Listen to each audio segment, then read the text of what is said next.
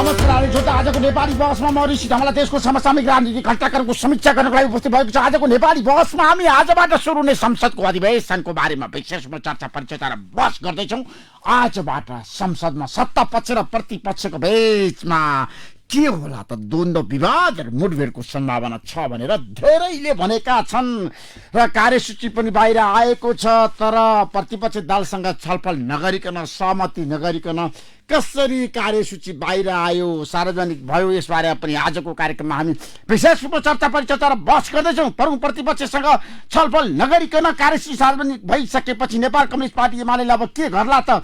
आज संसद चल्न दिला त? अब एमाले कसरी अगाडि बढ्ला त? एमालेले धेरै विषयवस्तुमा यसबाट संसदमा आफ्नो कुरा राख्ने निर्णय गरिसकेको छ र आज संसदीय दलको बैठक बस्दै छ। एमालेको संसदीय दलको बैठकले आज के निर्णय गर्ला? संसदमा के गर्ने? संसद बहिष्कार गर्ने कि संसदमा सहभागी भएर आफ्नो कुरा राख्ने? त्यसैले आजको कार्यक्रममा हामी यसबारेमा खुलासा गर्दैछौँ। नेपाली बहसमा प्रतिपक्ष दल एमाले रुष्ट छ सभामुख अग्निप्रसाद सापकोटासँग र उनीहरूले त अदालतमा गएर मुद्दा पनि हालिसकेका छन् सभामुख विरुद्ध। अब के होला त? 14 जना सांसदलाई कारबाही नगरेकोमा रुष्ट बनेको एमाले आजबाट सदनमा कसरी प्रस्तुत होला त? सबैको ध्यान त्यतातिर केन्द्रित भएको छ। सदनमा धेरै विषयवस्तु छन्।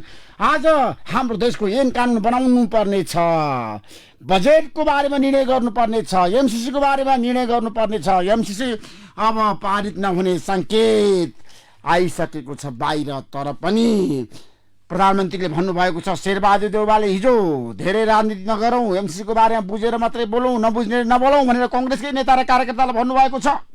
र एमसीसीले सत्ता गठबन्धनमा ध्रुवीकरण अब माधवकुमार नेपाललाई प्रचण्ड एकतिर शेरबहादुर देउवाको यो अवस्थामा के होला त? उपेन्द्र यादवले त शेरबहादुर देउवालाई समर्थन गर्ने सङ्केत एमसीसीमा बाबुराम भट्टले भनिसक्नु भएको छ एमसीसी पारित गर्नुपर्छ भनेर। एमसीसीको सत्ता गठबन्धन कुरा गर्दा 5 दल 5तिर छ। यो अवस्थामा कसरी जाला? एमसीसी कसरी पारित होला? एमसीसी पारित गराउनको लागि सरकारले कस्तो रणनीति बनाउला र एमसीसी पारित गर्नको लागि राष्ट्रिय सहमति जुट्ला कि नजुट्ला? राष्ट्रिय सहमति आजको आवश्यकता हो भनेर भनिरहँदाखेरि अब के होला? सबैको ध्यान त्यतातिर केन्द्रित भएको छ। त्यसैले आजको कार्यक्रममा हामी यसबारेमा विशेषमा चर्चा परिचर्चा र बहस गर्दैछौँ। र प्रचण्डले हिजो भन्नुभएको छ एमसीसी यथास्थिति पारित हुँदैन, एमसीसी पारित गर्न सकिँदैन, एमसीसीलाई यथास्थितिमा थाती राखेर जानुपर्छ, एमसीसी हाम्रो पार्टीले अनुमोदन गर्दैन भनेर हिजो प्रचण्डले घोषणा गरिसक्नु भएको छ। यो अवस्थामा अब के होला त? त्यसैले आजको कार्यक्रममा हामी यसबारेमा पनि विशेष रूपमा चर्चा परिचर्चा र बहस गर्दैछौँ। र आज हामी माधवकुमार नेपालको शक्ति प्रतिनिधि सभादेखि प्रदेश सभादेखि स्थानीय तहसम्म कति छ त माधवकुमार नेपाल अहिलेको अवस्थामा कुन कुन प्रदेशमा पहिलो दलको रूपमा आउनुभयो? प्रदेशमा यस्तो छ माधवकुमार नेपालको उपस्थिति। उहाँ प्रदेश नम्बर 1 मा चौथो शक्ति हुनुभएको छ। प्रदेश नम्बर 2 मा माधवकुमार नेपालको अवस्था के छ त? तपाईहरु सबैलाई थाहा छ। त्यसैले आजको कार्यक्रममा हामी यसबारेमा पनि विशेष रूपमा चर्चा गर्दैछौँ। प्रतिनिधि सभामा माधवकुमार नेपालको 23 सांसदसहित चौथो शक्ति छ। राष्ट्रिय सभामा 7 सांसदसहित तेस्रो शक्ति छ माधवकुमार नेपालको। त्यसैले आज हामी 1 नम्बर प्रदेशदेखि सुदूरपश्चिम प्रदेशसम्म कुरा गर्दैछौँ। माधवकुमार नेपालको प्रदेश नम्बर 2 मा चौथो शक्ति छ। उहाँसँग 13 जना सांसद छन्। माधवकुमार नेपालको बागमती प्रदेशमा 13 जना सांसद चौथो शक्ति हुनुहुन्छ। र माधवकुमार नेपाल कर्णाली प्रदेशमा चौथो शक्ति हुनुहुन्छ, 3 सांसद छ। र उहाँ लुम्बिनी प्रदेशमा 1 सांसद सहित 5औं शक्ति हुनुहुन्छ। र गण्डकीमा शक्तिबिन हुनुहुन्छ, 1 जना सांसद पनि छैन उहाँसँग। त्यसैले आजको कार्यक्रममा हामी यसबारेमा विशेष रूपमा चर्चा गर्दैछौँ। स्थानीय तहमा माधवकुमार नेपालको उपस्थिति शून्य छ, अत्यन्त कमजोर छ। माधवकुमार नेपाल प्रतिनिधि सभामा प्रदेश सभामा राम्रै उपस्थिति देखाउन सफल हुनुभएको छ भने अब स्थानीय तहमा उहाँको उपस्थिति अत्यन्त कमजोर छ। त्यसैले आजको कार्यक्रममा हामी विशेष रूपमा चर्चा परिचर्चा र बहस गर्दैछौँ। समग्र माधवकुमार नेपालले कति प्रतिशत लिनुभयो त देशभरि? प्रतिनिधि सभादेखि स्थानीय तहसम्म कुरा गर्दाखेरि आजको कार्यक्रममा हामी विशेष रूपमा चर्चा गर्दैछौँ। र बागमती प्रदेशका मुख्यमन्त्री अश्विनी साकी पनि सङ्कटमा र 1 नम्बर प्रदेशका मुख्यमन्त्री भीमाचार्य पनि यतिखेर सङ्कटमा हुनुहुन्छ। उहाँहरूको कुर्सी धरापमा परिसकेको अवस्था छ। यसबारे पनि आजको कार्यक्रममा हामी विशेषमा चर्चा परिचर्चा र बहस गर्दैछौँ। त्यसैले आज हामी केपी शर्मा ओलीले निर्वाचन आयोग विरुद्ध दिएको निवेदनमाथि अन्तिम आदेश दिन सर्वोच्चद्वारा अस्वीकार। सर्वोच्चले दुवै पक्षलाई बोलाएको छ। 28 गते के होला सबैको ध्यान त्यतातिर केन्द्रित भएको छ। यसबारे पनि आजको कार्यक्रममा हामी विशेषमा चर्चा परिचर्चा र बहस गर्दैछौँ। त्यसैले आज हामी हरेक विषयवस्तुमा छलफल गर्दैछौँ। अहिलेको अवस्थाको बारेमा, देशको राजनीतिक घटनाक्रमको बारेमा शान्तिपूर्ण प्रदर्शनमा कुण्ठित नगर भनेर मानवाधिकार आयोगले भनिसकेको छ। अब नागरिकले बोल्न पाउनुपर्छ, आफ्नो कुरा राख्न पाउनुपर्छ भनेर भनिरहँदाखेरि प्रभु शाह भने नयाँ दल दर्ताको गृह कार्यमा प्रभु शाह र पूर्व मन्त्री माओवादी केन्द्रबाट एमाले बनेका प्रभु शाहले किन नयाँ दल गठन गर्दैछन्, नयाँ दलमा को छन्, यसबारे पनि आजको कार्यक्रममा हामी विशेषमा चर्चा परिचर्चा र बहस गर्दैछौँ। र हामी दार्चुलातिर जान चाहन्छौँ र दार्चुलाको कुरा गर्दाखेरि जयसिंह धामीको हामी कुरा गर्न चाहन्छौँ र ट्विन प्रकरणको बारेमा पनि भारतलाई पत्र गइसकेको छ। परराष्ट्र मन्त्रालयले पत्र लेखिसकेको छ भारतलाई। दोषीलाई कारबाही र परिवारलाई क्षतिपूर्ति माग र अनुमति लिएर मात्र नेपाली आकाशमा हेलिकप्टर उडाउन पनि ध्यान आकर्षण गराएको छ परराष्ट्रको पत्रमा। के छ त आजको कार्यक्रममा हामी यसबारेमा पनि विशेषमा चर्चा परिचर्चा र बहस गर्दैछौँ। म केही समयको विषयपछि आउनेछु।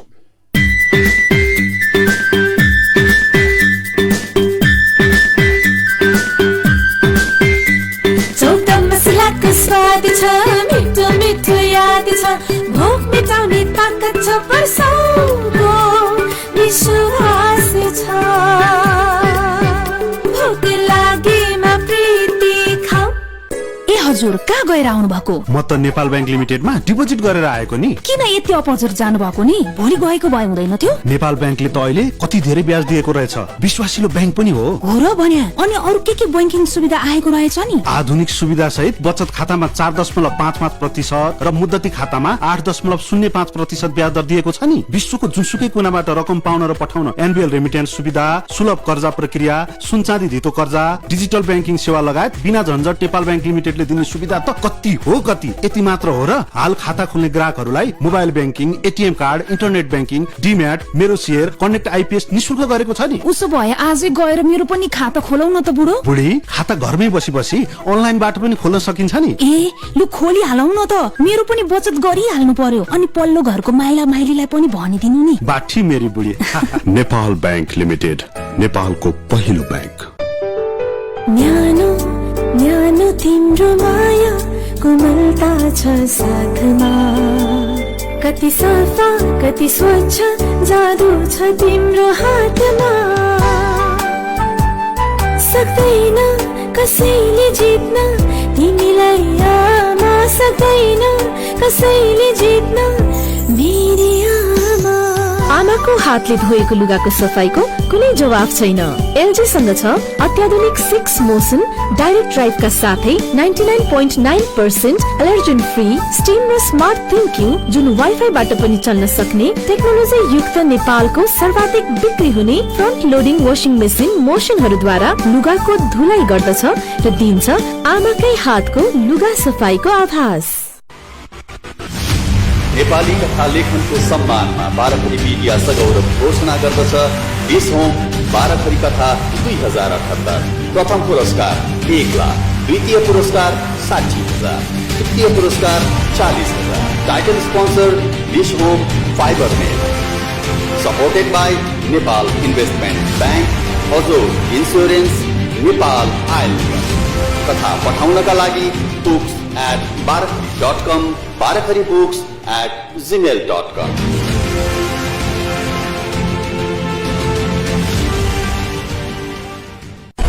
खरो विषयमा दरो बहस, नेपाली बहस। यस नेपाली बहसका साथमा प्रीति तयारी चौचौ, डिश होम फाइबर नेट। यतिखेर हाम्रो बीचमा नेपाल कम्युनिस्ट पार्टी एमालेका वरिष्ठ नेता र संविधान सभाका अध्यक्ष र संसदीय दलका उपनेता सुभाष चन्द्र नेमाङ हुनुहुन्छ। सुभाष चन्द्र नेमाङज्यू, सुभाषजी हामी सुभाष चन्द्र नेमाङसँग कुराकानी गरिरहेका छौँ। सुभाषजी हामी देशको हरेक विषयवस्तुमा आज छलफल गर्दैछौँ। संसदको बारेमा, प्रति सभाको बैठकको बारेमा, एमाले विभाजन भइसकेको अवस्थाको बारेमा पनि सुभाष चन्द्र नेमाङसँग हामी विशेष कुराकानी गर्दैछौँ। सुभाषजी, हामी सुभाष चन्द्र नेमाङसँग कुराकानी गर्दैछौँ, अहिलेको अवस्थाको बारेमा विशेष खुलासा गर्दैछौँ। उहाँसँग हामी हाम्रो बिचमा नेपाल कम्युनिस्ट पार्टी एमालेका वरिष्ठ नेता सुभाष नेमाङजी। सुभाषजी,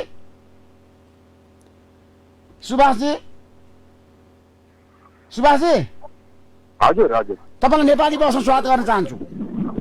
हजुर नेपाली बसमा स्वागत गर्न चाहन्छु सुभाष चन्द्र नेमाङज्यू। हजुर धन्यवाद, नमस्कार। अब आजबाट संसद सुरु हुँदैछ। संसदमा तपाईँहरूको भूमिका के हुन्छ? एमाले कसरी प्रस्तुत हुन्छ?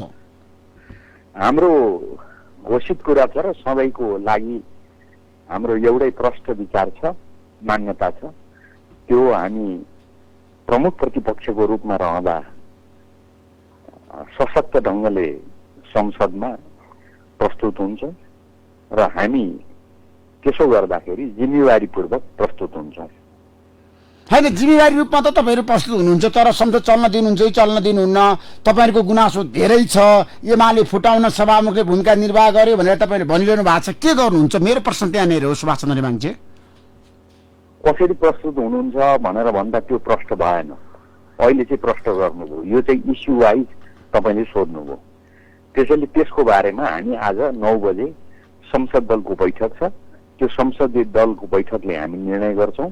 मैले भनिसकेँ, जिम्मेवारीपूर्वक भनेको हामी संविधान बमोजिम, नियम बमोजिम, स्थापित अभ्यास बमोजिम हामी चल्छौँ, जिम्मेवारीपूर्वक चल्छौँ र हामी सशक्त ढङ्गले चल्छौँ। तर संसद सचिवालयले कार्यसूची सार्वजनिक गरिसकेको छ, तपाईँहरूसँग छलफल नगरिकन अब तपाईँहरू के हुनुहुन्छ? त्यसलाई मान्नुहुन्छ? प्रश्न के हो त भन्दाखेरि सरकारले त गर्ने नगर्ने सबै काम गरेको छ। यसपटक श्रावण 30 गते संसद अधिवेशनलाई अचानक छलफल नगरिकन, सल्लाह नगरिकन मात्र होइन, झोक्याएर सदन बैठक स्थगित गर्यो। कसरी त भन्दा त्यो दिन मलाई राम्रो सम्झना छ। अफगानिस्तानको विषयलाई लिएर हामी ढ्यापढ्याप गरिरहेका थियौँ। हामीले समय मागेका थियौँ, सभामुखजीले समय दिनुभयो, हामीले उठायौँ र हाम्रो कुरा सुनिसके पछाडि त्यसको गम्भीरतालाई विचार गरेर सभामुखजीले रुलिङ गर्नुभयो। अर्को बैठकमा, सदनको अर्को बैठकमा सरकारलाई उपस्थित भएर यसको जवाब दिन म आदेश दिन्छु भनेर रुलिङ गर्नुभयो। अनि एकछिनपछि आफ्नो अगाडि रहेको एउटा चिठी पल्टाउनुभयो। त्यो चिठी राष्ट्रपतिबाट आएको चिठी थियो। त्यो चिठी उहाँले पढेर सुनाउनु भयो। आज राति 12 बजेबाट यो बैठक अन्त हुने गरिकन स्थगित गर्छु भनेर सुनाउनु भयो। अब यो भनेको त पुरै झुक्याएर सदनको बैठक स्थगित गरियो नि। र त्यति बेला हामीले भनेका थियौँ सरकार सदन स्थगित गरेर हामीलाई फुटाउने, एमालेलाई फुटाउने गरिकन दल विभाजनको अध्यादेश ल्याउँदैछ भन्ने सुन्दैछौँ। यो गलत हो भनेर हामीले ध्यानाकर्षण पनि गराएका थियौँ। ठ्याक्कै हामीले भने जस्तै यो इमेलले किन यस्तो कुरा गरिरहेछ भनेर बरु हामीमाथि प्रश्न उठाइएको थियो। भरे हामीले भने जस्तै गरेर झोक्याएर श्रावण 30 गते बैठक स्थगित गरियो र त्यसको भोलिपल्टै अध्यादेश जारी भयो। अध्यादेश जारी हुनासाथ सबै तयार गरेर राखिएको जस्तो गरेर दल विभाजन गर्ने काम भयो र त्यसको प्रक्रिया हिजो 22 गते पुरा भयो। अर्थात् तल प्रदेशमा पनि स्थानीय तहलाई पनि विभाजन गर्ने गरिकन अध्यादेशमा व्यवस्था गरिएको थियो। त्यस बमोजिम हिजोसम्म समय दिइएको थियो। हिजो त्यो दल विभाजनको समय समाप्त भयो र यतातिर आजबाट बैठक फेरि सुरु गरियो। यो ढङ्गले सरकार जुन प्रस्तुत भइराखेको छ साह्रै संविधान, नियम सबै कुराको विपरीत गैर जिम्मेवार ढङ्गले जुन प्रस्तुत भइरहेको छ त्यो त स्वीकार्य हुने प्रश्नै भएन। तर यी सबै कुराको हकमा पनि हामी जिम्मेवारीपूर्वक प्रस्तुत हुन्छौँ। मैले भनेको यति हो, किनभने प्रष्ट यो हकमा यसो गर्छौँ भन्ने निर्णय अहिले बिहान बस्ने संसद दलको बैठकबाट हामी गर्छौँ। होइन, तपाईँ त संसदीय फाँटमा एकदम अनुभवी नेता हो एमाले भित्र, तपाईँलाई धेरै कुरा थाहा छ ऐन कानुन, किनभने नेपालको संविधान निर्माणमा तपाईँको महत्त्वपूर्ण भूमिका छ। सुभाष चन्द्र नेमाङजी, मेरो प्रश्न कहाँनिर भन्दाखेरि अब 14 जना सांसदलाई कारबाही गर्नुपर्छ सूचना टाँस्नको लागि तपाईँले सभामुखलाई आग्रह गर्नुभयो, सभामुखले मान्नु भएन र तपाईँहरू सभामुख विरुद्ध अदालतमा पनि जानु भएको छ। यो अवस्थामा सभामुखले सञ्चालन गर्ने प्रतिसभाको बैठकमा तपाईँहरू सहभागी हुने कि नहुने? जस्तो कुरा के हो त भन्दाखेरि जहाँसम्म दल त्यागको आदेशको कुरा छ, 14 जना सांसदहरूले केन्द्रीय कमिटीका सदस्यहरू समेत पनि भएका कतिजना हुनुहुन्छ, उहाँहरूले दल त्याग गर्नुभयो। दल त्याग गरेकोमा हाम्रो कानुनी व्यवस्था कस्तो छ त भन्दाखेरि सम्बन्धित ऐन अनुसार सम्बन्धित सांसदहरूले नेताहरूले दल त्याग गर्नुभयो भनेर केन्द्रीय कमिटीको निर्णयको कपी राखेर त्यसपछि सम्बन्धित दलले संसदलाई सूचना गरेमा संसदले त्यसको जानकारी संसद अधिवेशन नबसेको बेलामा सूचना पार्टीमा टाँस्ने, संसद अधिवेशन बसेको बेलामा संसदको बैठकमा सुनाउने यो व्यवस्था छ। संसद सचिवालयले सुनाउने भनेको, सभामुखजीले सुनाउने भनेको खालि औपचारिकता हो। केन्द्रीय कमिटीको निर्णय र संसद दलले संसदलाई लेखेर दिने भन्ने कुरा चाहिँ मुख्य कुरा हो। यसको अभ्यास सरिता गिरिजीको केसमा पनि भएको छ। त्यसै गरेर टोपबहादुर रायमाझी लगायतलाई माओवादी केन्द्रले निष्कासन गर्दा पनि भएको छ। यी केसहरूमा 24 घण्टादेखि 48 घण्टाभित्रमा कुनै विचार गर्दैन संसद सचिवालयले। उसलाई विचार गर्ने अधिकारै छैन। उसले खालि सूचना मात्रै सुनाइदिन्छ। पछि त्यसलाई लिएर कुनै चुनौती भयो भनेदेखि त्यो सम्बन्धित पक्षले त्यसको उत्तर दिन्छ, जवाब दिन्छ। त्यसमा सभामुख जिम्मेवार हुँदैन, संसद सचिवालय जिम्मेवार हुँदैन। तर हाम्रो हकमा के गरियो त भन्दा 1 गते दिएको सूचना, त्यसपछि अध्यादेश जारी भयो, अनि अध्यादेश बमोजिम दल विभाजनको काम भयो। त्यस कुराभन्दा अगाडि नै 1 गते 14 जना सांसदलाई निष्कासन गरिएकोमा त्यसको बारेमा आलटाल गर्दै अध्ययन गर्दैछौँ भन्दै एकैचोटि निर्वाचन आयोगले दल विभाजन गरेको सूचना पठाएपछि मात्रै अब निर्वाचन आयोगले दल विभाजन गरिसकेको रहेछ, दल विभाजन गरिसके पछाडि हामीले केही गर्नु परेन भनेर केही गर्नु नपरेको सूचना हामीलाई प्राप्त भयो। अब भन्नुहोस् यो कति गलत भयो? होइन, तपाईँहरू के गर्नुहुन्छ? मेरो प्रश्न त्यहाँनिर, सभामुखलाई सदन सञ्चालन गर्न दिनुहुन्छ दिनुहुन्न? अब त्यो के गर्छौँ भन्ने कुरा संसद दलको बैठक बस्न दिनुहोस् न। मैले अघि नै भने त होइन, तपाईँको त पार्टी अध्यक्षसँग छलफल भइरहेछ नि त केपी शर्मा ओलीसँग। तपाईँको रणनीति के हो त आउनु पर्यो नि। आज बिहानै तपाईँ घोषणा गरिदिन्छ अहिले नेपाली बस्नुहुन्छ, नेपाली जनताले तपाईँलाई सुनिरहेछ। हामी जिम्मेवारीपूर्वक काम गर्छौँ। हाम्रो सम्बन्धित प्रक्रिया छ, सम्बन्धित तह छ। अहिले 9 बजे संसद दलको बैठक बस्छ। संसद दलको बैठकमा छलफल हुन्छ, निर्णय हुन्छ। म भनिरहेको छु अहिले 9 बजे संसद दलको बैठक हुँदैछ। त्यो बैठक बस्नुभन्दा अगाडि नै म यहाँ तपाईँको कार्यक्रम मार्फत घोषणा गर्न मिल्छ। हामी संसद दलको बैठकबाट निर्णय गर्छौँ 9 बजे के गर्ने भन्ने कुरा। तर एमालेका कतिपय नेताहरूले मसँग भनिसकेका छन्, नेपाली बसमा प्राइम टाइम टेलिभिजनको जनता जान्न चाहन्छन् कार्यक्रममा पार्टी अध्यक्ष केपी शर्मा ओली पनि अब संसद नचल्न सक्छ, सभामुखको कार्यशैलीलाई लिएर उहाँले कटाक्ष गर्नुभएको छ र भन्नुभएको छ यथास्थितिमा चल्दैन, हामी अवरोध गर्छौँ। मैले तपाईँलाई स्थिति बताएँ, के भएको हो त्यो कुरा छर्लङ्गै बताएँ। तपाईँलाई पनि मनमा यिनीहरूले यसमा त यस्तो नै गर्नुपर्छ होला भन्ने तपाईँको मनमा पनि लाग्न थालिसकेको हुनसक्छ। तर म के भन्दैछु त भन्दाखेरि हामीले जिम्मेवारीपूर्वक अगाडि बढ्नुपर्छ। हामी संविधान, नियम, कानुनको शासन भन्ने मान्छे। त्यसैले अहिले 9 बजे संसद दलको बैठकले के निर्णय गर्छ त्यो निर्णय मैले पर्खिनुपर्छ। त्यो निर्णय गरिसके पछाडि अब संसद दलको बैठक अनुसार हामी यसो गर्छौँ भनेर भन्छौँ। निश्चय पनि यसलाई हामीले साह्रै गम्भीरतापूर्वक लिएका छौँ। अब एमसीसी पारित गर्नुपर्छ भनेर धेरैले भनेका छन्। कांग्रेस सभापति एवं प्रधानमन्त्री शेरबहादुर देउवाले हिजो पनि भन्नुभयो एमसीसीको विरोध नगरौँ, राजनीति धेरै नगरौँ, अब पारित गर्नुपर्छ र सबैलाई मिलाएर म लिएर जान्छु भन्नुभएको छ। एमसीसी पारित गर्नको लागि एमाले तयार छ कि छैन? फेरि सबभन्दा पहिलो कुरा त म एउटा कुरा के भनौँ भन्दा नि हामीले अलिकति जिम्मेवार हुनु पर्यो। मेरो सत्ता पक्ष लगायत हामी सबैको लागि यो भनाइ हो। एमसीसीको बारेमा हिजो के भएको थियो भनौँ त? यो एमसीसी कसले गरेको हो? एमसीसी शेरबहादुरजीको पालामा शेरबहादुरजीका मन्त्री मेरा मित्र ज्ञानेन्द्र बहादुर कार्कीजीले सम्झौता गर्नुभएको हो नि, होइन? सही गर्नुभएको हो नि, हस्ताक्षर गर्नुभएको। केपी ओलीले गरेको होइन, हाम्रो सरकारले गरेको होइन। उहाँहरूले त्यसरी गरेको सम्झौता त्यो प्रक्रियामा अगाडि बढिराखेको थियो। हामी आउँदा धेरै कामहरू पनि भइराखेको अवस्था थियो, त्यसका आधारहरू तयार भएका थिए। हामी आउँदा विगत सरकारलाई निरन्तरता दिनुपर्छ भन्ने पनि हुन्छ नि एउटा। हामीले विगत सरकारको कामलाई निरन्तरता दिँदै त्यो एमसीसी सम्बन्धी सम्झौतालाई हाउसमा संसदमा प्रस्तुत गर्ने काम केपी ओली सरकारले गर्यो। स्वयं हाउसमा नेपाली कांग्रेसका साथीहरूले आवाज उठाउनुभयो, विभिन्न खालका प्रश्नहरू उठे। मलाई अझै पनि सम्झना छ, प्रधानमन्त्रीले संसदमा जवाफ दिने क्रममा बोल्ने क्रममा ज्ञानेन्द्र कार्कीजीले नै हो उहाँले प्रश्न गरेको।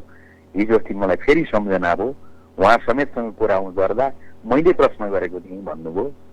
उहाँले प्रश्न गर्नुभयो प्रधानमन्त्रीजीलाई, तपाईँ एमसीसी कहिले पास गर्नुहुन्छ, कहिले यो प्रस्ताव पास हुन्छ? उहाँले प्रश्न गर्दा प्रधानमन्त्रीजीले उत्तर दिनुभएको मलाई सम्झना छ। मैले सदन समक्ष पेश गरिसकेको छु, सभामुखजीले जुन दिन पेश गर्नुहुन्छ त्यो दिन पास हुन्छ, उहाँले उत्तर दिनुभएको छ। तर यो सब कामहरू कारबाहीहरू भइरहेको बेलामा आफूले गरेको यो कामलाई लिएर अहिलेको सत्तापक्षले के गर्यो, सत्तापक्ष भएको अहिलेको गठबन्धनले के गर्यो, त्यो तपाईँ हामी जम्मालाई थाहा छ।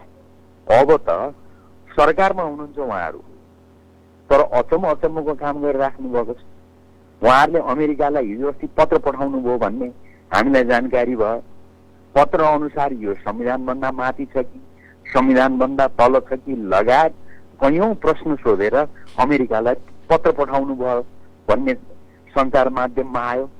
त्यति बेला एमसीसी जस्तो सम्झौतामा हस्ताक्षर गर्दा साथीभाइहरूले पढ्दै पढ्नु भएको थिएन?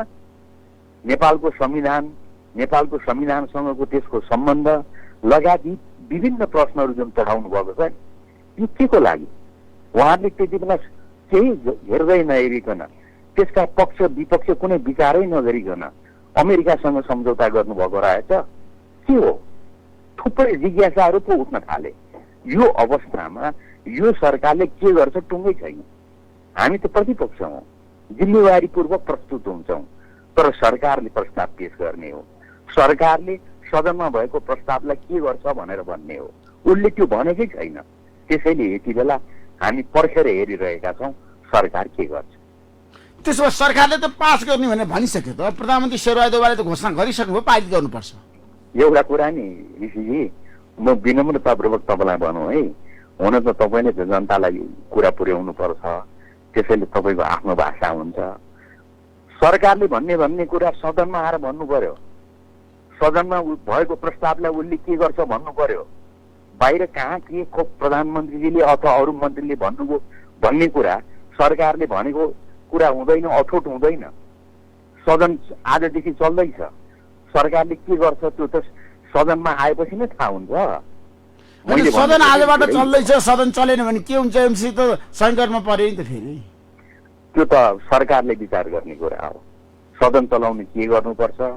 तपाईँले ठ्याक्कै प्रश्न सोध्नुभयो। तपाईँलाई एउटा कुरा बताइदिउँ है, म सरकारलाई डे 1 देखि जति बेला यो सरकार परिवर्तन भयो, जनादेशबाट आएको केपी ओलीको सरकारलाई हटाएर पहिलो पटक नेपालकै इतिहासमा संसारमै कहीँ पनि यस्तो हुँदैन, सर्वोच्च अदालतले सोझै फलानु प्रधानमन्त्री भनेर स्थापित गर्ने जुन आदेश गर्यो, त्यसबाट यो सरकारको जन्म भयो।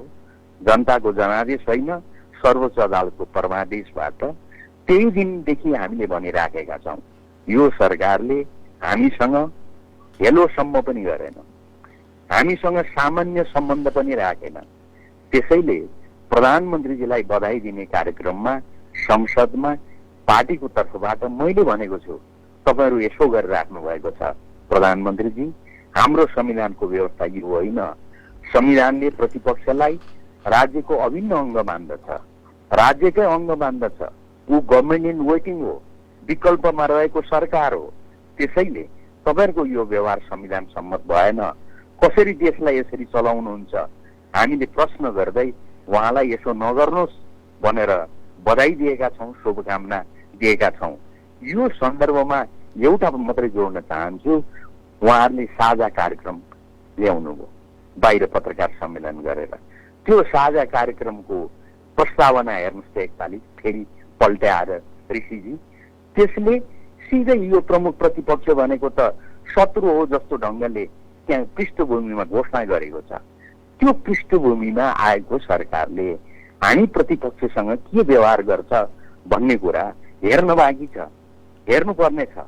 यो अवस्थामा प्रतिपक्षले के गर्छ तिमीहरू के गर्छौ भनेर सोध्ने भन्दा पनि बढी सरकारले प्रतिपक्षलाई कसरी समेटेर लिएर जान्छ, जिम्मेवारीपूर्वक कसरी चल्छ भन्नुपर्ने होइन। होइन, मैले सोधिरहेको छु नि सुभाष चन्द्र नेमाङजी। मेरो प्रश्न कहाँनिर भन्दाखेरि केपी शर्मा ओली एमसीसी पार्टी गराउन चाहनुहुन्थ्यो प्रधानमन्त्रीको रूपमा, उहाँले सक्नु भएन। अब शेरबहादुर देउवाको चाहना छ, अठोट छ, निष्कर्ष छ, त्यसमा तपाईँको साथ रहन्छ रहँदैन। मेरो प्रश्न त्यहाँनिर हो।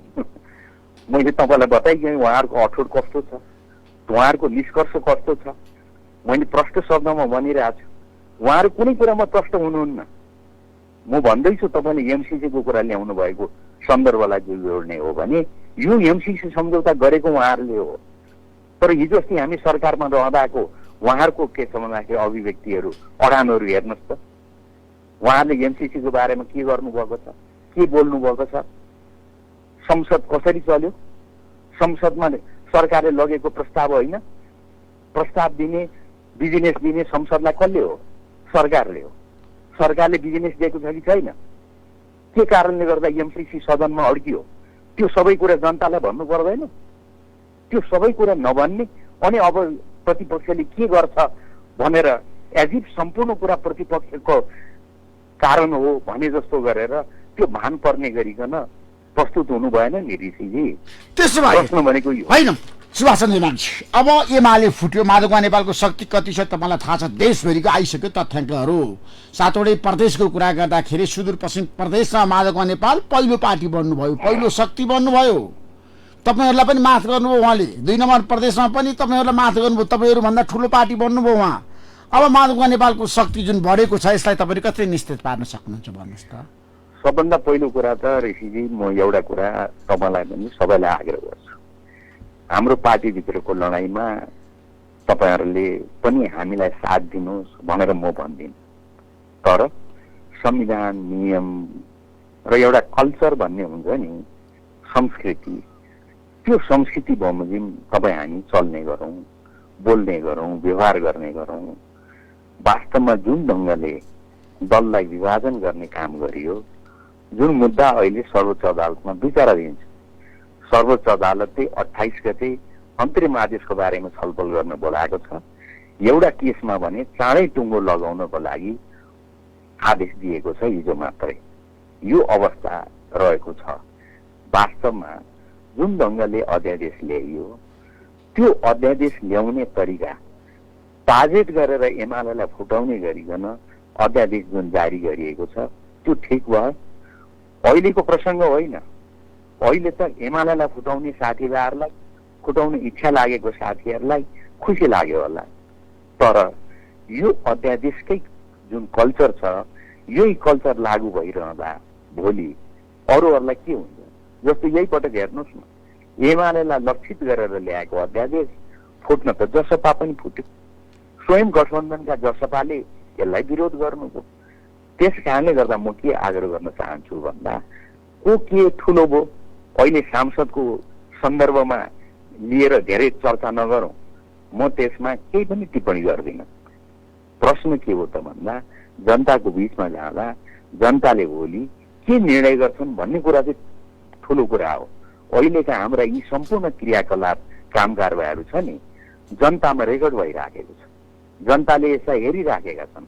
त्यसपछि जनताले निर्णय गर्दा अनि त्यति बेला जनताले कसलाई ठुलो बनाए भन्ने आधारमा चर्चा गरौँला ऋषिजी। अहिले यी कुराहरूमा मलाई धेरै टिप्पणी गर्न मन छैन। होइन, संघीय संसद प्रदेश सभामा सम्मानजनक र प्रभावकारी उपस्थिति बनाएको छ नेपाल कम्युनिस्ट पार्टी एकीकृत समाजवादीले। स्थानीय तहमा त अत्यन्त कमजोर छ, उपस्थिति शून्य नै छ भन्छु म त, किनभने जनताका प्रतिनिधिहरू जानु भएन एमाले छोडेर एकीकृत समाजवादी पार्टीमा, र अहिलेको अवस्थामा सत्तामा माधव नेपाल जाँदै हुनुहुन्छ। तपाईँहरूलाई त क्षति त भयो नि सुभाष चन्द्र नेमाङजी। सबभन्दा पहिलो कुरा तपाईँलाई फेरि यहीँनिर म अलिकति प्रश्न गराउन चाहन्छु ऋषिजी। तपाईँ आफैले भन्नुभयो तपाईँको शब्द तल स्थानीय तहमा त थोरै मात्रै भयो भन्नुभयो, अर्थात् जति तल तल गयो नि त्यो आधार दल विभाजन गर्नेको पक्षमा देखिएन। निष्कर्ष यो हो। माथि माथि अलिअलि देखियो। अब जहाँसम्म तपाईँले सोधेको अर्को प्रश्न छ, मैले त्यसैले एउटा प्रश्नको प्रश्न गरेँ। जनताको तहमा हाम्रो विश्वास अर्कै छ। भोलि जनताको तहमा गएर किन हामी जनतामा जान डराइरहेछौँ, जनतामा जानबाट भागिरहेका छौँ? प्रश्न त यो पनि छ। यसबारेमा म धेरै चर्चा गर्दिनँ। जनतामा जाउँ, जनताले छिनोफानो गर्छन्। अहिले यति मात्रै भन्छु, जहाँसम्म नोक्सान त भयो नि भन्ने छ। म त निरन्तर एकताको लागि लागिरहेको मान्छे। अहिले पनि भन्छु, दल त्याग गर्ने, यो दल विभाजन गर्ने जुन काम छ, यो काम साह्रै ठुलो नराम्रो काम भयो। संसदीय प्रणालीको कुरा गर्ने हो भनेदेखि यो हिजो दल विभाजन नभइकनै गठबन्धन गरेका साथीहरूले अहिले त यो त औपचारिकता प्रदान गर्ने काम भएको हो, जबरजस्ती। त्यसलाई लिएर त हामीले प्रश्न उठाएका छौँ, सर्वोच्च अदालतमा मुद्दा दायर गरेका छौँ। मैले अघि आदेशको कुरा बताएँ। त्यसैले त्यो सर्वोच्च अदालतले निर्णय नगर्दासम्म त हाम्रो मुद्दामा लेखिएको छ गैर कानुनी ढङ्गले संसदको सदस्य रहिराख्नुभएका फलाना फलाना भनेर नाम लेखिएको छ त्यो हाम्रा मुद्दाहरूमा। त्यस कारणले गर्दा त्यो मुद्दा सर्वोच्च अदालतमा अहिले छ। यो कुरालाई पनि हामीले ध्यानमा राख्नुपर्छ। त्यसैले यो धेरै टिप्पणीको विषय होइन। होइन, समग्र रूपमा छ नि एमालेबाट एकीकृत समाजवादी पार्टीमा जानेको प्रतिशत कति देखिनु भयो त तपाईँले? अहिले म तपाईँलाई म फेरि भनिदिन्छु। वास्तवमा म भन्दै थिएँ, मैले टुङ्ग्याउनै पाइनँ। त्यो के हो त भन्दा एकजना मात्रै जाँदा पनि पार्टीलाई क्षति हो। म त त्यो मान्यता राख्ने मान्छे हुँ। त्यसैले अहिले दल विभाजनमा जानुभएका साथीहरू फर्किनुहोस्, यही दलभित्र लडाइँ गर्नुहोस्, सङ्घर्ष गर्नुहोस्, विधि प्रक्रिया बमोजिम चलाउँ, यहीँभित्र लडौँ। म के आग्रह गर्दैछु त भन्दाखेरि अहिलेको विभाजन के को आधारमा भएको, के को लागि विभाजन भएको? कुनै सिद्धान्तको झगडा छ, कुनै दर्शनको झगडा छ, कुनै कार्यक्रमको झगडा छ? म विनम्रतापूर्वक तपाईँ मार्फत भन्छु ऋषिजी, यो दल विभाजनको औचित्य स्थापित छैन, स्थापित गर्न सकिँदैन, स्थापित भएको छैन। त्यस कारणले गर्दा साथीहरूलाई फर्कन र पार्टीमा काम गर्नको लागि म आह्वान गर्छु, आग्रह गर्छु। जहाँसम्म क्षतिको कुरा छ, एकजना मात्रै पार्टी छोडेर जाँदा पनि क्षति हुन्छ भन्ने मान्यता राख्ने मान्छे हो म। त्यसमा जानुलाई 10 बुँदे कार्यान्वयन हुन्छ एमालेमा? अब यो प्रश्न पनि मलाई गजब लाग्छ। 10 बुँदेलाई हामीले सहमति पत्रको रूपमा पार्टीमा पेश गर्यौं, नेताहरूलाई पेश गर्यौं। केपी ओली र माधव नेपाल अध्यक्ष र त्यति बेला वरिष्ठ नेता हुनुहुन्थ्यो, उहाँहरूले बनाएको कार्यदल हो। यता हामीपट्टि मलाई संयोजक तोकेर केही साथीहरू राखिएको थियो, अर्कोपट्टि भीम रावल कमरेडलाई संयोजक तोकेर केही साथीहरू राखिएको थियो।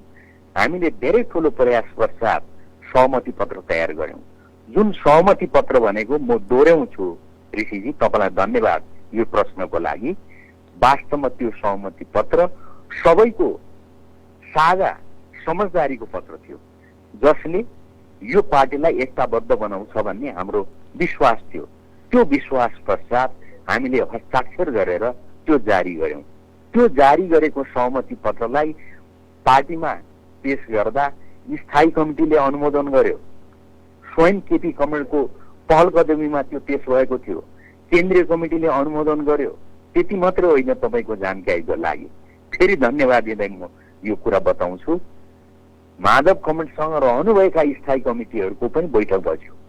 त्यो स्थायी कमिटीले यसलाई पार्टी एकताको लागि यो आधार हो भनेर पास गर्यो। केन्द्रीय कमिटी उहाँहरूकोमा पेश गर्यो। केन्द्रीय कमिटीले सर्वसम्मतिले पास गर्यो। यसरी यो माधव कमरेडसँग रहेका साथीहरूको र हाम्रो पार्टीले अनुमोदन गरेर अहिले कार्यान्वयनमा लगेर यो कार्यान्वयन गर्दा कहीँ समस्या आउँछ भने त्यो समस्या सुल्झाउ है तिनीहरूले सहजता प्रदान गर भनेर विभिन्न प्रदेशमा टिम बनाएको छ। पूर्व प्रदेश 1 को टिममा म पनि छु।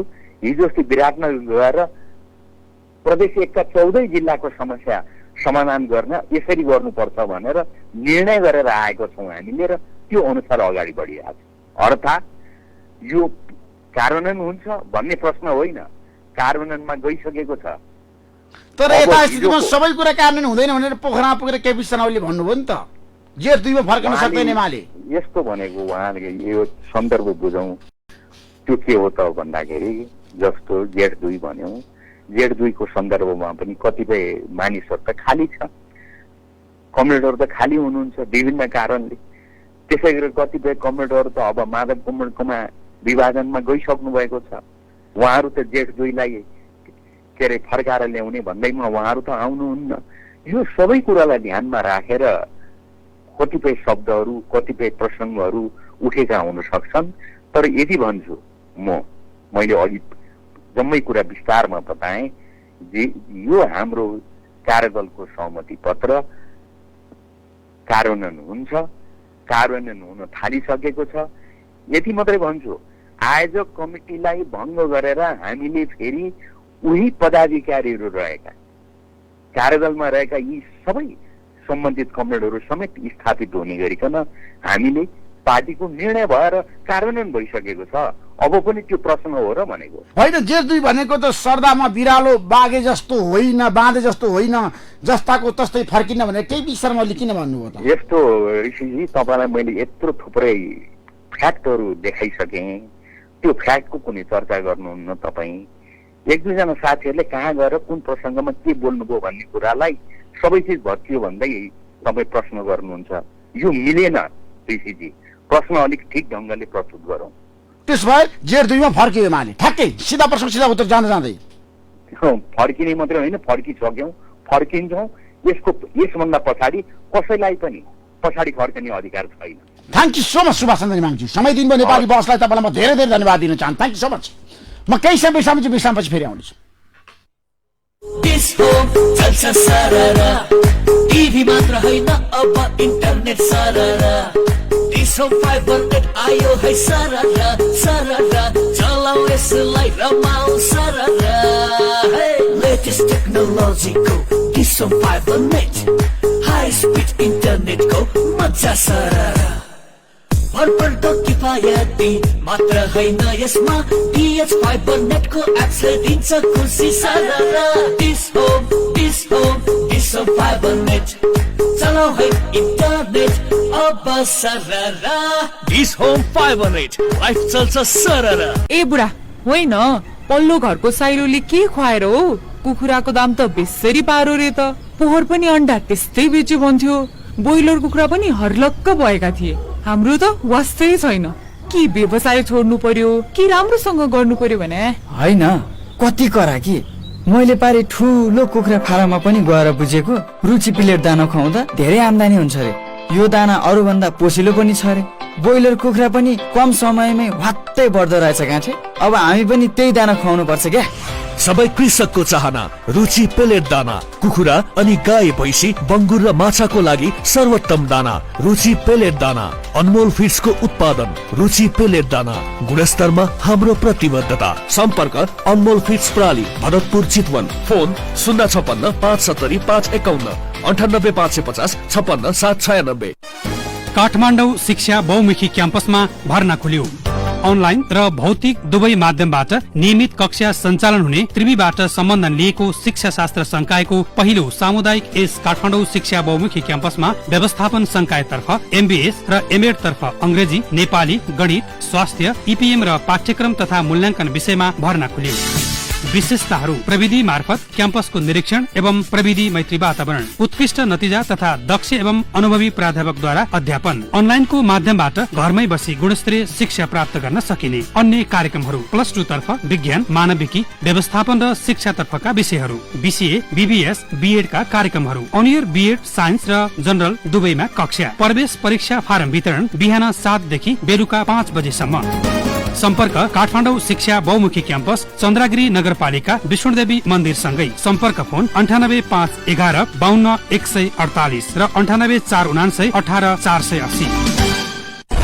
खरो विषयमा तरो बहस, नेपाली बहस। यस नेपाली बहसका साथमा प्रीति तयारी चौचौ। Dish Home Fiber Net. यतिखेर हाम्रो बीचमा नेपाली कांग्रेसका प्रभावशाली नेता डाक्टर नारायण खड्का हुनुहुन्छ। डाक्टर साहब, अरे बा, नेपाल मिडियाको प्रभावशाली सञ्चारकर्मी मित्र दमलाजी, गुड मर्निङ। Good morning. अब तपाईलाई म नेपाली भाषा स्वागत गर्न चाहन्छु र आजबाट संसदको अधिवेशन सुरु हुँदैछ। यो अधिवेशनमा सरकारको कार्यसूची के छ बताउनुहोस्, के एजेन्डा लिएर तपाईहरु जाँदै हुनुहुन्छ? कार्यसूची भनेको ऋषिजी अब सुरु हुन्छ। आज खास गरेर चाहिँ त्यो राजनीतिक दल सम्बन्धीको एउटा अध्यादेश छ, त्यसलाई आज इन्ट्रोड्युस गर्नुपर्ने छ। तपाईलाई थाहा छ चाहिँ संसदको अधिवेशन भएको पहिला दिनै त्यो चाहिँ सदनमा पेश गर्नुपर्ने छ। त्यो लगायतका 15वटा अध्यादेश जुन हाम्रो निवर्तमान प्रधानमन्त्री खड्गप्रसाद ओलीजीले ल्याउनु भएको थियो, त्यसलाई कतिलाई प्रतिस्थापन गर्ने, त्यसलाई कति निष्क्रिय गर्ने, त्यसको म्याद यही भाद्र 30 गतेसम्म छ। त्यस्तै गरेर सदनमा अहिले 55वटा विधेयकहरू छन्, 43वटा प्रतिनिधि सभामा र 12वटा चाहिँ राष्ट्रिय सभामा। अनि झनै 5वटा चाहिँ जति विधेयकहरू पार्लियामेन्टमा दर्ता भएका छन्। ती दर्ता भएका विधेयकहरूलाई पनि छलफल गर्नुपर्ने छ। 10वटा विधेयकहरू राष्ट्रिय सभाबाट पारित भएर तल्लो सदनमा चाहिँ प्रतिनिधि सभामा आएका छन्। आदि इत्यादि थुप्रै कामहरू छन्।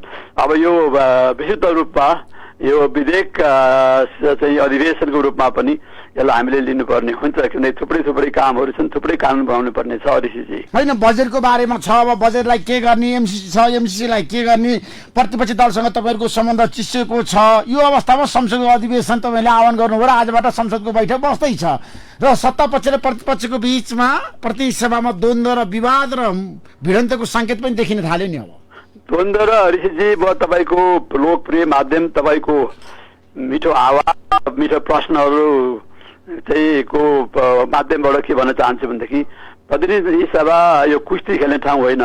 त्यसको लागि त टुडी खेल्छ, बाहिर पहलवानी गरेको खेल्छ हामीहरूले। त्यसकारण त्यो चाहिँ अब सरकारले आह्वान गर्ने हो, सबै महत्त्वपूर्ण कानुनहरू बनाउनु पर्ने भएको हुनाले त्यसको गुण र दोषको आधारमा प्रतिपक्षले स्वस्थ बहस गर्ने हो, छलफल गर्ने हो। उसको आफ्नो धर्मअनुसार आफ्नो हितमा छैन, पार्टीको हितमा छैन भनेदेखि, या उसले सोचेको देशको हितमा छैन भनेदेखि त्यसलाई पारित गर्न नदिने उसको धर्म हो। तर त्यहाँ कुस्ती खेलेर उफ्रेर कुर्सी भाँच्ने जुन पहिला हामीले देख्यौँ, त्यो खालको प्रवृत्ति सायद ओलीजी बडो परिपक्व, आफूलाई बडा लोकतान्त्रिक र संसदीय अभ्यासको एउटा नायकको रूपमा आफूलाई उभ्याउनु भएको छ। उहाँको पार्टी उहाँको निर्देशनमा पक्कै पनि चल्छ र ओलीजी एउटा परिपक्व, अब 2 पटक प्रधानमन्त्री भइसक्नुभयो, 3.5 वर्ष प्रधानमन्त्री चलाउनु भयो र उहाँले देख्नुभयो नेपाली कांग्रेस प्रतिपक्षमा बस्दाखेरि कति भलाद्नी तरिकाले संसदीय अभ्यास र मर्यादा र सभ्यतालाई कायम गर्दै हामीले गुण र दोषको आधारमा हामीले उहाँले ल्याएका विधेयकहरूको बारेमा या जनताका जल्दा बल्दा मुद्दाहरूको बारेमा हामीले हाम्रो आवाजहरू अत्यन्त सभ्य तरिकाले अनि त्यस्तै गरेर संसदीय अभ्यास र मर्यादालाई, लोकतान्त्रिक पद्धतिलाई समेत एकदमै ख्याल गरेर या त्यसको पालना गरेर हामीले कसरी सदनमा प्रतिपक्षको भूमिका खेलेको थियो उहाँहरूले देख्नु भएको छ। त्यसैले अब उहाँहरूले अब सरकारले आफ्नो काम कारवाही गर्छ, भोलि उहाँहरू सरकारमा आएपछि त्यसलाई कतिलाई उल्टाउनु होला, कति केही गर्नु होला, त्यो आफू गर्नु होला। त्यसकारण आफूले गर्दाखेरि ठिक अनि चाहिँ अर्को सरकार आउँदाखेरि, अर्को दलको सरकार ल्याउँदाखेरि बेठिक भनेर हामीले उफ्रिन थाल्यौँ भनेदेखि त अब यो त एउटा चाहिँ उपहासको विषय हुन्छ हाम्रो यो अभ्यास। सत्तापक्षले आफ्नो एजेन्डा अगाडि सारिरहँदाखेरि प्रतिपक्षको भनाइ के छ भन्दा एमाले फुटाउन, अलिक आवाज कम आयो। डाक्टर नारायण खड्का, एमाले फुटाउन तपाईँहरूले अध्यादेश ल्याउनु भयो, फुटाउने होइन ऋषिजी होइन, फुटाउने भनेर हामीले के उहाँलाई तानेर त्यो बादल नेपालजीहरूलाई तानेर हामीले चाहिँ ल्याएर उहाँ लगेर जबरजस्ती उहाँ एकचोटि ओलीजीले भन्नुभएको थियो नि माथि कता उसमा लगेर चाहिँ थुनेका छन् कोठामा भने त्यस्तो त कसैले गरेर गरेको होइन। उहाँहरू पनि निर्वाचित या चाहिँ भनौँ न या चाहिँ एउटा राजनीतिक लामो राजनीतिक नेतृत्व गरेका साथीहरू आउनुभएको छ संसदमा, समानुपातिक या नेतृत्व निर्वाचित, उहाँहरूले आफ्नो विवेकबाट निर्णय गर्नुहुन्छ। हामीले तानेर या चाहिँ गाडीमा हालेर उहाँहरूलाई चाहिँ लगेर कोठामा थुनेर त्यसै निर्वाचन आयोगमा लाइन लाएर खबरदार गरेर हातमा लठी लिएर यहाँ दर्ता गर भनेर भनेको त होइन। अनि हाम्रा चाहिँ त्यतिखेरका जल्दा बल्दा अहिले पनि जल्दा बल्दा नेता निवर्तमान प्रधानमन्त्री श्री खड्गप्रसाद ओलीजीले किन आफ्नै पार्टीका साथीहरूलाई नरोकेको? हामीले त पाखुरामा समातेर तानेको होइन, उहाँले पनि एकचोटि प्रयास गर्नुभयो चाहिँ पार्टीहरू फुटाउनलाई भन्दाखेरि अब उहाँले पनि चाहिँ 40 को ठाउँमा चाहिँ अब चाहिँ त्यसको चाहिँ संसद र कार्य समितिको ठाउँमा चाहिँ कुनै एउटाले भए पुग्ने भनेर उहाँले पनि कोसिस नगरेको होइन। अनि त्यसै अनुरूप चाहिँ तत्कालीन चाहिँ यो राजेन्द्र महतो हाम्रो चाहिँ महन्त ठाकुरजी र उपेन्द्र यादवजीहरूको पार्टी पनि रातारात एक भएकै हो। उहाँकै चाहिँ त्यो अध्यादेशको कारणबाट डरले या त्यसको आशंकाले भन्दाखेरि उहाँले पनि त्यो प्रयास गर्नुभएको प्रयास हुन्छ। अब यो आज पेश हुन्छ किनकि पेश गर्नुपर्ने बाध्यता छ, त्यसलाई अब पहिला अनुमोदन गरेर त्यसले निष्क्रिय बनाउनु पर्ने छ, यो काम हुन्छ। त्यसकारण अब यसलाई उहाँहरूले अब चल्नै दिनु भएन। अब भनेदेखि त त्यो होइन, सदन अवरोध गर्ने संकेत सुभाष चन्द्र नेमाङले अहिले भर्खरै गरिसक्नु भएको छ। एमाले विभाजन गराउन सभामुखले भूमिका खेल्नुभयो, 14 जनालाई कारबाही गर्नु भएन, सूचना टाँस्नको लागि हामीले भन्यौँ, उहाँले टाँस्नु भएन। त्यसैले गर्दाखेरि सभामुखको भूमिका शङ्कास्पद छ, विवादास्पद छ, त्यसैले उहाँलाई हामी स्वीकार्दैनौँ। ऋषिजी त्यो त अब सभामुखजीको उहाँले अब बाहिर सुनेको मैले उहाँको जवाफ उहाँले दिनु होला। 15 दिनको टाइममा अब उहाँ एकचोटि त के दाँत बनाउन पनि जानुभएछ, ओलीजीले जिस्काउँदै हुनुहुन्थ्यो। अनि बिचमा फेरि अब त्यो उहाँको चाहिँ नियम कानुन आदि इत्यादि पुगे नपुगेको उहाँलाई हेर्नलाई त्यो टाइम राखेको कारण त्यही होला। हतार हतार आजको 1 घन्टामा लगेर टाँसिहाल्नु पर्ने थियो कि थिएन, त्यो सुभाषजीले पनि राम्रो बुझ्नुभएको छ, अनि सभामुखजीले बुझ्नुभएको छ, निवर्तमान प्रधानमन्त्री श्री खड्गप्रसाद ओलीजीले पनि बुझ्नुभएको छ। त्यसकारण त्यो टाइम पनि गुजारेर नगर्दै अब एउटा कुरा हो।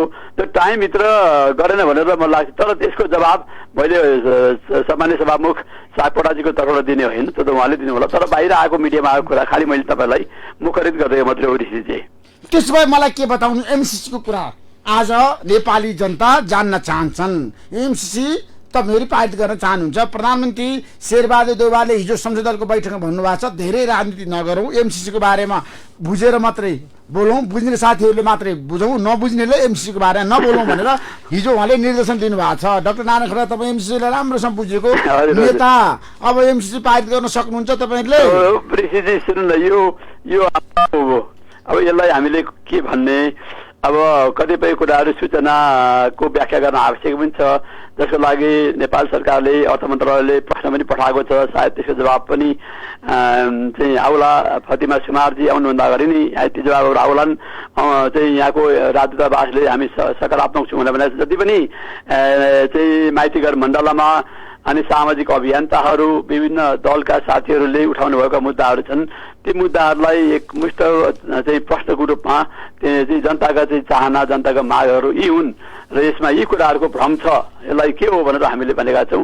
त्यसको जवाब आयो, सन्तोषजनक जवाब आयो भनेदेखि त्यो अनुमोदन हुन्छ। र फेरि एउटा कुरा म तपाईँको लोकप्रिय माध्यमबाट के म बिन्ती गर्न चाहन्छु भनेदेखि यो नेपाली कांग्रेसको टाइममा सुरुवात भएको होइन।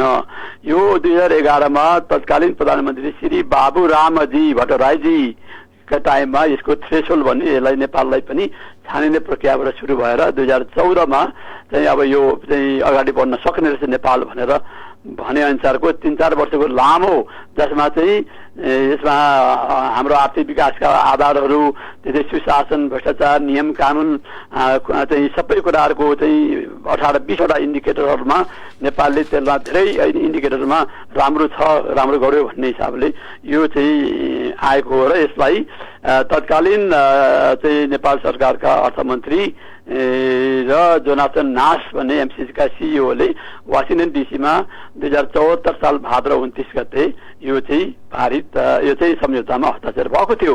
अब एउटा कुरा म यहाँ के निवेदन गर्न चाहन्छु फेरि पनि भनेदेखि कि यो अमेरिकनले तिमीहरू आऊ है यहाँ चाहिँ तिमीहरूलाई यस्तो यस्तो छ राम्रो हामी पैसा दिन्छौँ भनेर भनेको होइन।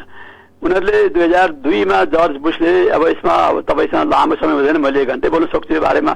अब जब अब 3-4 दिनपछि 20 वर्ष पुग्दैछ 9/11 को ट्विन टावरमा अल कायदाले बम विस्फोट गराएको त्यसको 2 वर्षपछि 1-2 वर्षपछि मूल्याङ्कन अमेरिकाले के गर्यो भनेदेखि हाम्रो सहयोग प्रभावकारी भएन। गरिब मुलुकहरूमा यो आतंकवाद र चाहिँ प्रशय गर्ने एउटा कारण गरिबी असमानता भेदभावहरू होला। त्यसकारण हामीले एउटा यस्तो गरिबी निवारणको एउटा यस्तो प्याकेज हामीले डेभलप गरौँ जुन त्यही देशले आफूले मागेको होस्। त्यो देशको आफ्नो क्षमता गरिबी निवारण केमा चाहिँ गर्दाखेरि हुन्छ त्यो उनीहरूले आफूले निर्धारण गरून्। अनि त्यस्तो क्राइटेरिया पुग्ने देशहरूलाई चाहिँ हामीले एकमुष्ट उनीहरूको आफ्नै तरिकाले खर्च गर्ने ग्रान्ट एक पैसा पनि ब्याज नलाग्ने कुनै शर्तहरू नथुपार्ने हिसाबले 5 वर्षमा सक्नै पर्ने भनेर हामीले त्यो गरिबी अन्त गर्न सक्यौँ, बेरोजगार अन्त गर्न सक्यौँ र उनीहरूको चाहिँ आर्थिक अवस्थालाई अगाडि बढाउन सक्यौँ भनेदेखि निश्चय नै यो आतंकवादको जुन चाहिँ एउटा मौलामी भएको त्यसलाई कम गर्न सकिन्छ भन्नेको साथसाथै संयुक्त राष्ट्र सङ्घले मिलेनियम डेभलपमेन्ट गोल शताब्दी विकासका लक्ष्यहरू जुन थियो त्यसलाई समाहित गरेर यो कार्यक्रमहरू आएको 2004 भनेको 17 वर्ष अगाडि 17.5 वर्ष अगाडि जनवरीमा भनेपछि त्यसपछि धेरै देशहरू अहिले 50 वटा देशहरू क्यान्डिडेट भइसके 35 वटा देशहरूले लगि नै सके अनि अहिले 1 दर्जन देशले दोस्रो पटक पनि प्राप्त गरे।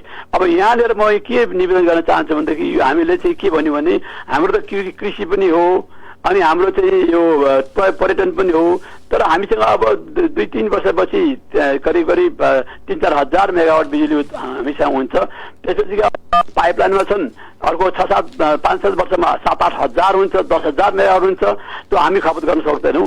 त्यो बिक्री गर्न पाएदेखि चाहिँ र त्यसबाट धेरै ठुलो धनराशिहरू प्राप्त हुन्छ र नेपालको गरिबी अन्त हुन्छ भनेर हामीले नै माग गरेको हामीले माग अनि उनीहरूले सबै कुरा पुग्छ भनेदेखि ल तपाईँहरूले 5 वर्षमा गर्नको लागि तपाईँले यी शर्तहरू पुरा गर्नुहोस् है अनि हामी दिन्छौँ भनेर उनीहरूले त्यहाँ कुनै टेन्डरमा या कुनै कर्मचारी नियुक्ति गर्नमा या आदि इत्यादिमा या रक्षामा सुरक्षामा त्यस्तो कुनै शर्तहरू छैन। यसमा कुनै पनि शर्तहरू थुपारिएको छैन।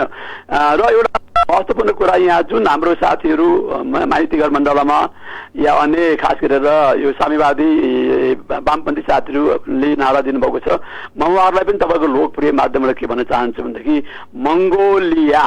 मङ्गोलिया जसको जनसङ्ख्या त्यही 32-33 लाख होला चीनको अत्यन्त नजिकको छिमेकी र अर्कोतिर रुस छ। रुस र चीनको बिचमा रहेको देश त्यो चाहिँ दुवै रुस र चीन नेपाल अमेरिकाका मैत्रीपूर्ण देशहरू होइनन्। मङ्गोलियालाई कुनै पनि बेला चीनले आफ्नो प्रभावमा राखिने रहन्छ र चीनले चाहँदाखेरि कुनै पनि बेलामा मङ्गोलियामा हरेक खालको हस्तक्षेपहरू गर्न सक्ने उसको क्षमता छ र मङ्गोलिया त्यसरी हामी जस्तै भूपरिवेष्टित र आइसोलेटेड एउटा इस्ट एसिया पूर्वी एसियाको एउटा देश हो। त्यो देशले पहिलामा लियो चाहिँ यो मिलेनियम एमसीसी त्यो पुरा गर्यो। अहिले दोस्रो प्याकेज उडान बाटो छ त्यहाँको खानेपानीको अभाव भयो भनेर फेरि उसले दोस्रो चाहिँ प्याकेज उसले लिँदैछ। अनि चीनकै ती ढोकाइको छेउमा चीनको ढोकाकै छेउमा र सम्पूर्ण कुराहरू जसरी व्यापार आर्थिक सम्पूर्ण जहिले हाम्रो भारतसँग हुन्छ त्यस्तै सम्पूर्ण कुरा मङ्गोलियाको चाहिँ चीनसँग हुन्छ।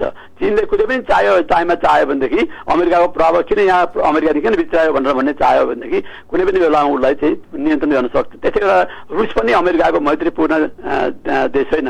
रुस पनि उसको छिमेकी देश हो। उसले ग्यास आदि इत्यादि रुसबाट ल्याउँछ र सम्पूर्ण व्यापार आदि इत्यादि त्यस्तै इन्डोनेसिया छ। जनताले पनि सुनिरहँदाखेरि डाक्टर नारायण खड्का अब एमसीसी पारित गर्नुपर्छ भन्ने पक्षमा कङ्ग्रेस छ। अनुमोदन गर्न जटिल छ, पन्छाउन पनि तपाईँलाई कठिन छ किन भन्दाखेरि अमेरिकाबाट तपाईँले कि त अनुदानै लिन्न भनेर भन्न पर्यो अब घोषणा गर्नु पर्यो होइन भने अघि बढाउनु पर्छ के माग गर्नु पर्यो भन्नुभयो कि त तपाईँले हामी अनुदानै लिन्न भने घोषणा गर्नु पर्यो कि त अगाडि बढाउनु पर्छ तपाईँले एमसीसीलाई। अहिले एउटा रमाइलो ऋषिजी अब यो के कसरी अब यो मैले यसो भनिरहँदाखेरि फेरि मैले त एउटा सामान्य विकासको अध्ययन गरेको हिँडेर मान्छे भएकोले त्यसलाई लिएर मात्रै मैले गरेको हो।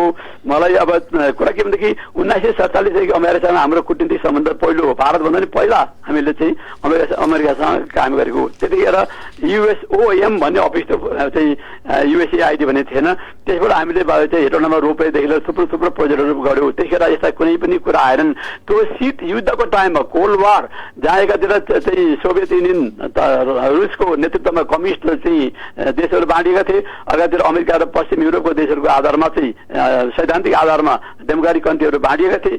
त्यस्तो कोल्ड वार शीत युद्धको पिकको टाइममा पनि यहाँ अमेरिकाले आएर काम गरिरहेको थियो। खै त्यतिखेर त्यस्तो धेरै ठुलो विरोधहरू हाम्रा साथीहरूले गर्नुभएको छैन। अहिले पनि के छ भनेदेखि जनताबाट आएको कुरालाई हामीले सम्बोधन गर्नै पर्छ, राजनीतिक सहमति गर्नै पर्छ।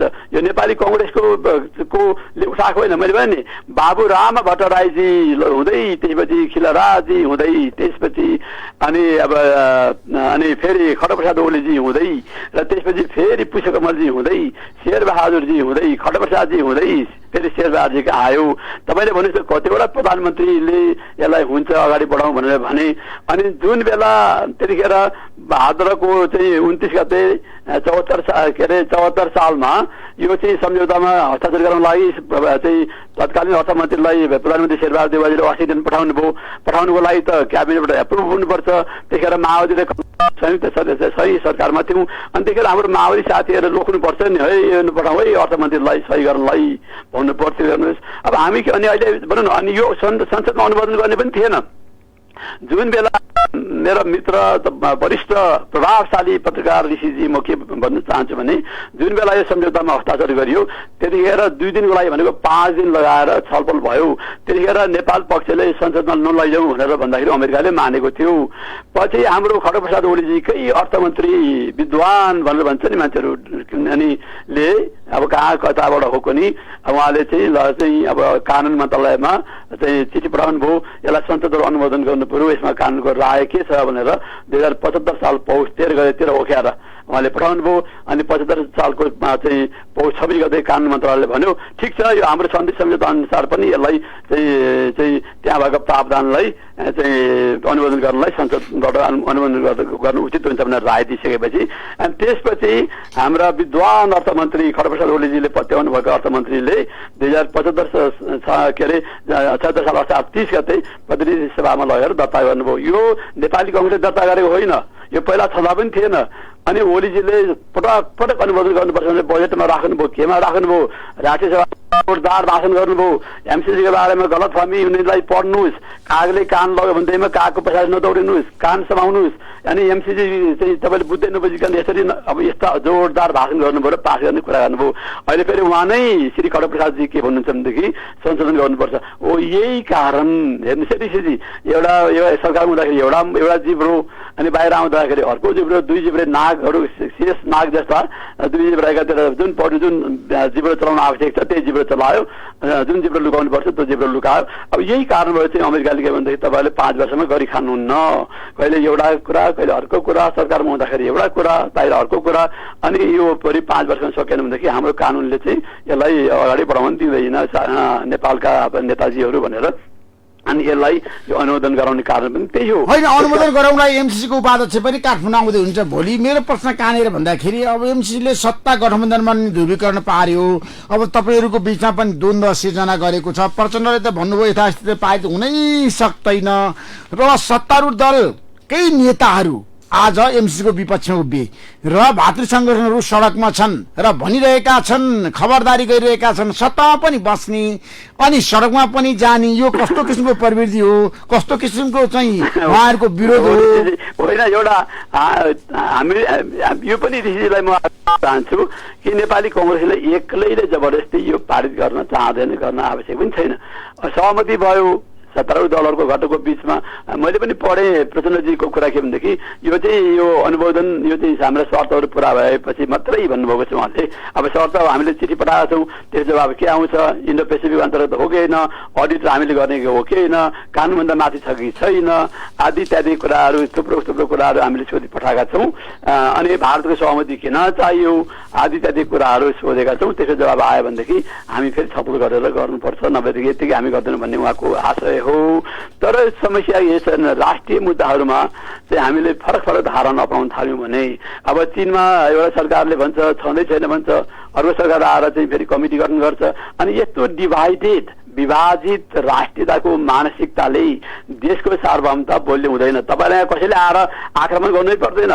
तपाईँ जब आफ्नै तपाईँ यो सार्वभौमताको मुद्दाहरूमा तपाईँ एक हुनुहुन्न, विभाजित हुनुहुन्छ भनेदेखि तपाईँको विभाजित सार्वभौमिकता नै सबैभन्दा देशलाई कमजोर बनाउने आन्तरिक कारक हो। तपाईँलाई यहाँ अमेरिकाको सेना आउने पनि आउँदैन, कहाँ हवाई मार्ग, कहाँ कसको हवाई मार्ग प्रयोग गर्छ उसले, भारतबाट आयो भने भारतले सिधै झारिदिइहाल्छ, चीनबाट आउने झन् कुरै भएन। फेरि अमेरिकाको सेना यहाँ किन आउने, यहाँ बिन लादेन जस्तो मान्छे यहाँ लुकेको पनि छैन। अनि भारतले आउन दिँदैन, भारतले आफूलाई चाहिँ नेपाल आफ्नो प्रभाव क्षेत्र भन्छ, उसको परिभाषा भन्दाखेरि अनि यस्ता यस्ता कुराहरू हामीले गर्छौँ चाहिँ बसेर छलफल गरौँ। यो हाम्रो हितमा छ भने लिउँ, छैन भने अब 500 मिलियन भनेको 5 अरब रुपियाँ 130 मिलियन छ बिजुली भारतलाई बिक्री गर्ने भन्ने हो। 800 केबी लाइनको 305 किलोमिटर सडक बनाउने भन्ने हो। अब चाहिँदैन भने अब सबैले चाहिँदैन भन्नुहुन्छ भनेदेखि त अब के गर्ने। तर यसबाट के हुन्छ भने विश्वसनीयताको वातावरण हुँदैन, भोलि लगानी आउँदैन। विश्व ब्याङ्क र IMF र चाहिँ एडिबी जस्ता संस्थाहरूले पनि भोलि पछि हात धुन्छन्।